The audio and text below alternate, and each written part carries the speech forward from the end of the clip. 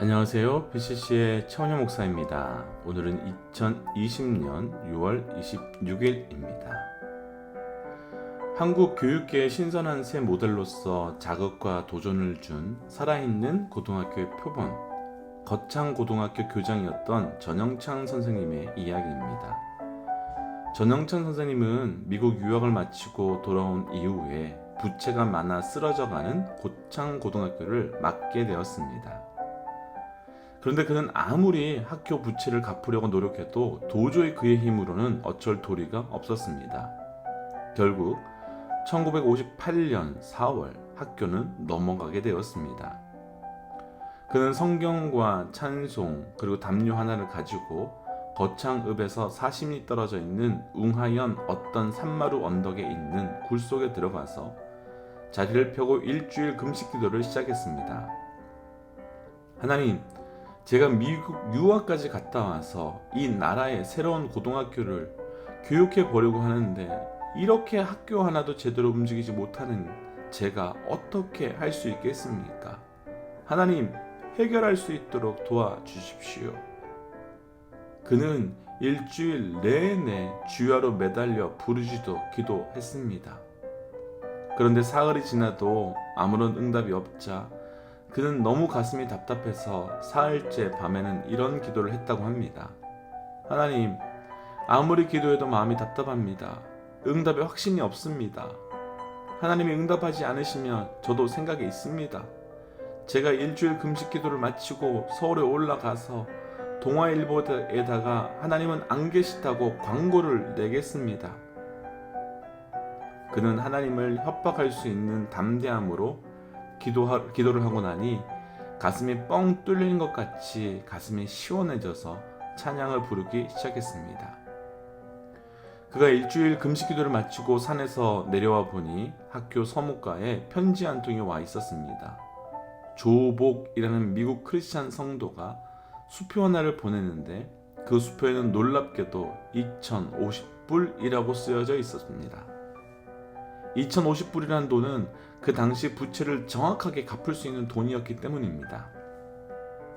이 사건이 있은 후 그는 1971년 학교 강당을 위해서 다시 한번 엎드려 기도했을 때에도 미국 수정교회 로버트 슐러 목사님의 도움을 통해서 다 지었다고 합니다. 지금 우리 BCC는 예배드릴 처소를 찾고 있습니다. 그렇다면 지금 가장 필요한 것이 바로 이런 기도이지 않을까 생각됩니다. 저부터 돌아보면 이런저런 건물을 보고 와서 기도해보지만 전영창 선생님처럼 기도해본 적은 없는 것 같습니다. 그래서 유튜브 채널을 통해 BCC 성도님들과 더불어 말씀을 나누는 모든 분들께 함께 좀 기도 부탁드리고 싶습니다. 우리 한 끼라도 금식하고 하루에 단 1분이라도 3분이라도 기도하면서 하나님 말씀 그대로의 교회를 세울 수 있는 온전한 건물을 허락해달라고 기도해 주시고 간구해 주시고 부르짖어 주십시오. 지금까지 참 좋은 건물, 적당한 건물 많이 보았지만 더 진행이 안 되고 있는 건 하나님께서 우리에게 기도를 기다리고 계신 듯 합니다. 그래서 우리가 이제 건물을 놓고 좀 집중적으로 기도해 주십시오.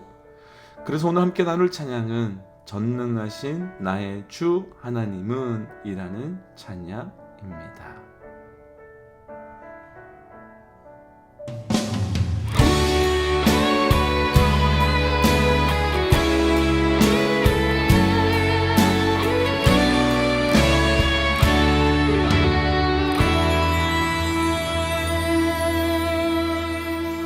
전능하신 나의 주 하나님은 능치 못하실 일 전혀 없네.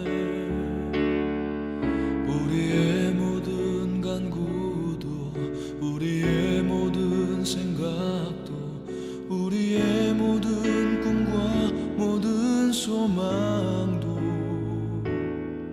신실하신 나의 주 하나님은 우리의 모든 괴로움 바꿀 수 있네. 불가능한 일 행하시고 주 죽은 자를 일으키시니 그를 이길 자 아무도 없네. 주의 말씀 의지하여 깊은 곳에 금을 던져 오늘 그가 놀라운 일을 이루시는 것 보라. 주의 말씀 의지하여 믿음으로 금을 던져 믿는 자에게 능치 못함 없네.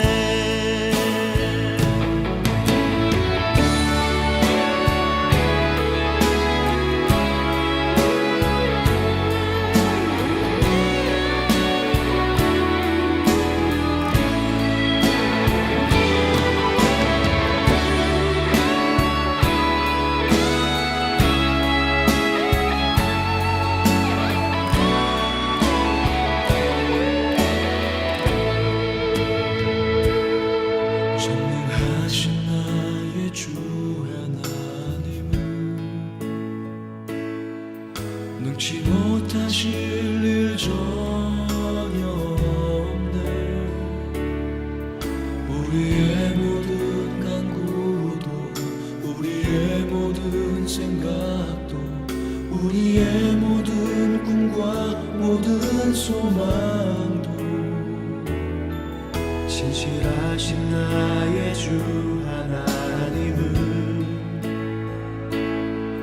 우리의 모든 괴로움 바꿀 수 있네. 불가능한 일 행하시고 죽은 자를 일으키시니 그를 이길 자 아무도 없네.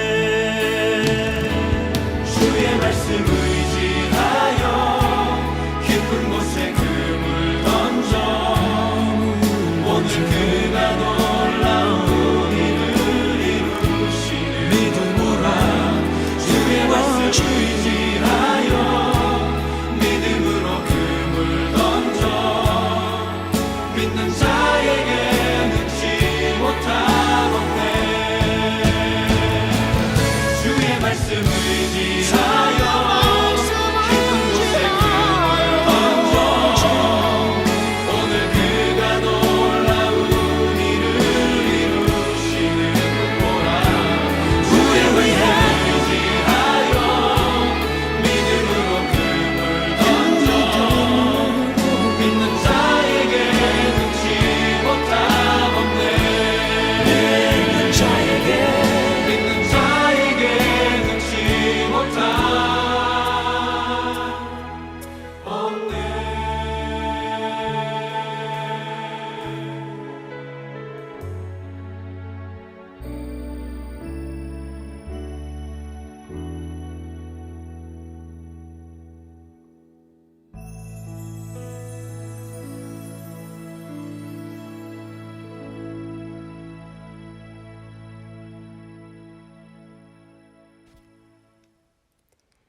시편 130편 1절에서 131편 3절 말씀.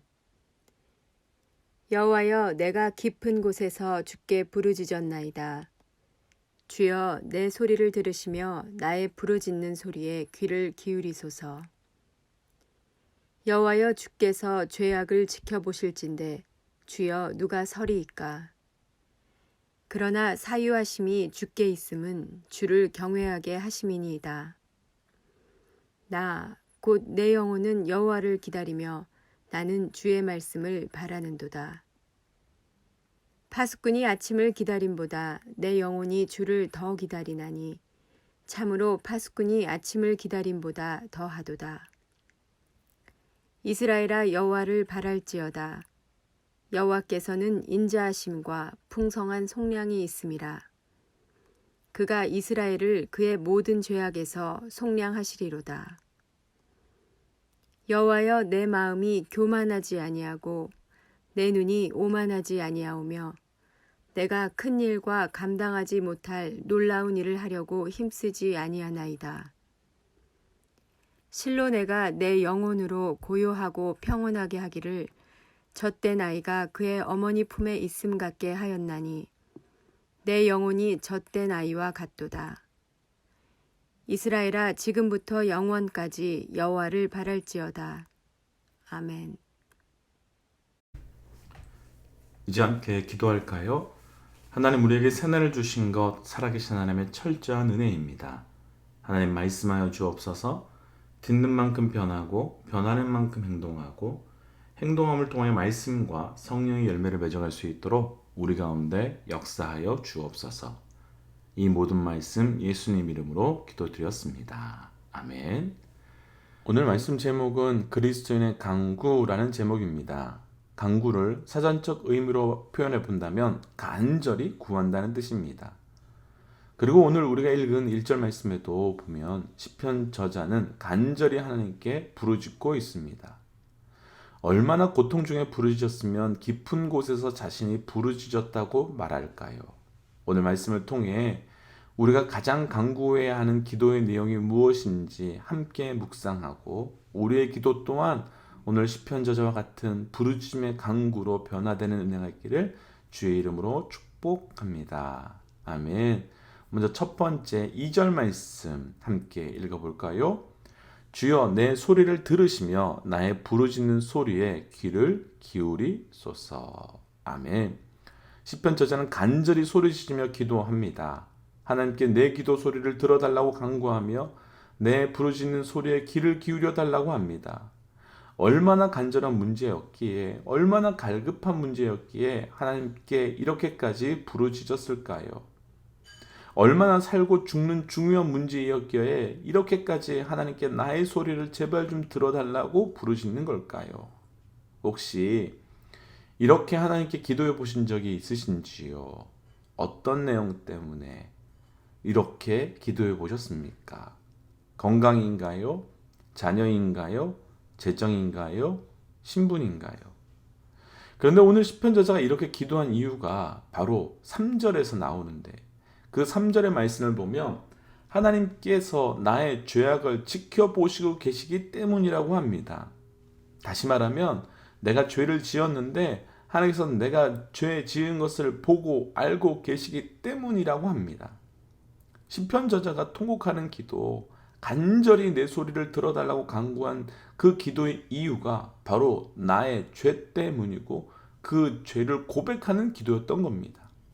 우리 삶의 건강의 문제도, 재정의 문제도, 자녀의 문제도 그런 문제가 아니라 바로 본질적인 정말로 해결되지 않으면 죽을 수밖에 없는 죄의 문제였던 겁니다. 그래서 오늘 말씀에서 나누고 싶은 첫 번째 그리스도인의 가장 깊은 간구는 바로 죄의 문제입니다. 오늘 시편 저자가 죄의 문제로 하나님께 통곡하며 간구하는 이유가 있었습니다. 3절 말씀 그대로 하나님 앞에 우리가 서게 될 텐데 그때 하나님께서 나의 죄의 문제를 보실 것인 것을 알고 있었기 때문입니다. 죄의 문제가 무섭고 어렵고 두려운 것이 바로 이것입니다. 건강의 문제는 지금 눈앞에 보입니다. 자녀의 문제도, 재정의 문제도, 신분의 문제도 다 눈앞에 보입니다. 그런데 죄의 문제는 우리에게 보이지 않습니다. 때로는 내가 죄를 지었는데 내가 죄를 지은지조차도 모르는 때가 있을 정도로 죄의 문제는 꽁꽁 숨겨져 있을 때가 너무 많습니다. 그리고 다른 사람의 죄는 너무 쉽게 보이는데 나의 죄는 없다고, 그렇지 않다고 숨기기가 너무 쉽습니다. 그런데 반드시 죄의 문제는 하나님 앞에 서기 전에 십자가의 보혈로 해결해야 합니다. 왜냐하면 하나님 앞에 서면 그 모든 것이 다 드러나기 때문입니다.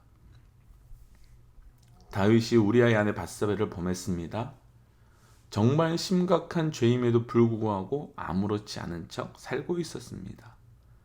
그런데 나단 선지자가 어느 날 와서 다윗의 죄를 지적합니다. 그리고 다윗은 시편 51편에 나타나는 것 같이 간절히 통곡하며 자신의 죄를 놓고 기도합니다. 다윗의 인생에서 그런 기도가 또 있었는지 성경에서는 드러나지 않지만 분명한 것은 사울이 자신을 죽이려고 오는 순간에서도 그런 기도를 하지 않았던 다윗은 죄의 문제, 분명히 하나님께서 보고 알고 계시다는 것을 깨달은 이후에는 통곡하며 기도합니다. 내 죄를 아무도 모르는 것이 아니라 하나님께서 보고 계셨답니다. 우리가 죄의 문제로 하나님 앞에 나갈 수 있는 이유가 있습니다. 4절입니다. 그러나 사유하심이 주께 있음은 주를 경외하게 하심이니이다. 우리가 그렇게 기도하며 나아갈 때 용서해 주시는 분이시기 때문입니다.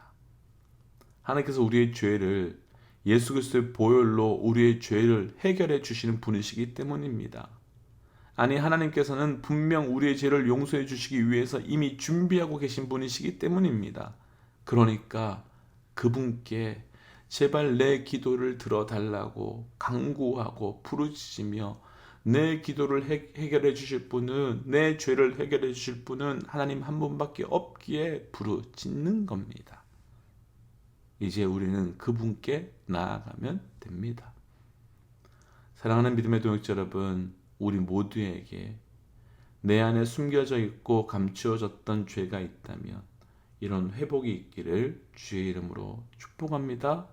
바로 이 회개가, 이런 회개의 간구가 우리에게 시작되어야 합니다. 그리스도의 간구 5절입니다. 나 곧 내 영혼은 여호와를 기다리며 나는 주의 말씀을 바라는 도다. 시편 저자는 이후 말씀에서 나의 영혼이 고요하며 또 평온하게 해주시는데 마치 젖된 아이가 어머니 품에 있음같이 그렇게 해달라고 합니다. 오늘 말씀에서 나누고 싶은 두 번째 그리스도인의 간구, 우리는 영혼의 평안을 위한 간구가 있어야 합니다. 저를 비롯한 믿음의 동역자들의 기도 가운데 우리의 영혼의 평안을 놓고 간구하는 은혜가, 그 기도가 있기를 주의 이름으로 도전합니다. 앞에서 나눴던 다윗의 이야기를 한 번 더 해보고 싶습니다. 다윗이 나단 선지자에게 너의 죄로 인해서 아이가 죽을 것이라는 말씀을 듣게 됩니다. 그래서 다윗은 침상이 눈물로 적셔질 만큼 몇 날 며칠을 간절히 통곡하며 기도했습니다. 그런데 다윗이 기도하는 중에 밧세바와의 관계 속에서 낳은 아이가 죽습니다.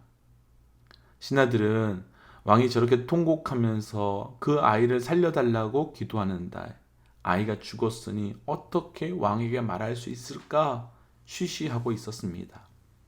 그런데 그때 그 신하들의 모습을 보며 다윗은 아이가 죽은 것을 깨닫게 되었고 기도를 멈추고 옷을 갈아입고 음식을 먹고 다시 왕의 자리로 돌아옵니다.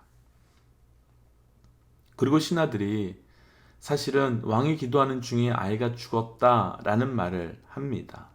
그때 다윗은 나도 알고 있다는 말과 함께 평안하게 다시 나라를 이끌어갑니다. 어떻게 그럴 수 있을까요? 어떻게 더 깊은 원망과 절망으로 나아가지 않고 그렇게 할 수 있을까요? 그렇게 기도했으면 하나님 내 기도 들어주셔야지요. 내가 그렇게 간구했으면 아이 살려주셔야지요 라고 할 수 있었을 것 같은데 그런 기도가, 그런 원망이, 그런 좌절이 없습니다. 상황 바뀐 것 없고 환경 바뀐 것 없는데 중요한 것은 다윗이 변했습니다. 우리가 우리의 영혼을 평안하게 만드는 핵심은 기도인데요. 그 기도는 상황을 변화시키는 것이 아니라 기도하는 나를 변화시키는 겁니다. 기도는 상황을 바꾸기 위함이 아니라 기도자인 나를 바꾸기 위함인 겁니다. 기도가 평안케 하기 위한 나를 바꾸었기 때문입니다. 기도는 상황을 변화시키지 않고 나를 변화시킵니다. 청년 사역을 할 때 여름 수련회 같은 것을 자주 갔습니다. 그럼 수련회 마지막 날에 가장 많은 은혜를 기대하며 밤새 기도합니다. 그럼 그때는 많은 다짐과 많은 은혜의 고백을 합니다. 그때 저는 모든 것이 마무리될 때쯤에 꼭 말합니다. 내려가 봐라. 삶의 문제 변한 것 하나도 없을 것이다. 여전히 취직 안 되고 결혼 못하고 답답하고 어려운 부모님들 가정 한결같을 것이다. 그렇게 말하면 대부분이 어려워합니다. 그런데 그렇게 간절히 기도하고 은혜 가운데 있었으면 하나님께서 내 삶의 문제를 변화시켜 주실 것이라고 믿었기 때문에 어려워합니다. 그래서 그 다음에 이렇게 말합니다. 진짜 큰 은혜를 경험하게 될 것인데 그것은 상황도 똑같고 문제도 똑같은데 더 이상 그 상황과 문제 앞에서 아파하거나 힘들어하지 않고 오히려 찬양하고 감사하고 있는 나 자신을 보는 것에 감사하게 될 것이다. 그리스도인의